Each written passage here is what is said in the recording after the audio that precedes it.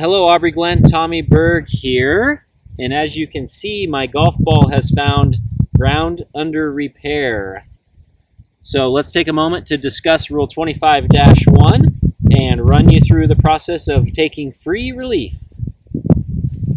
So here we are in ground under repair. In order to take free relief, the first step is to identify the nearest point of relief no nearer the hole. So I will take my stance where I am now free of ground under repair, and I will set my club on the ground, and where that ball would be is the nearest point.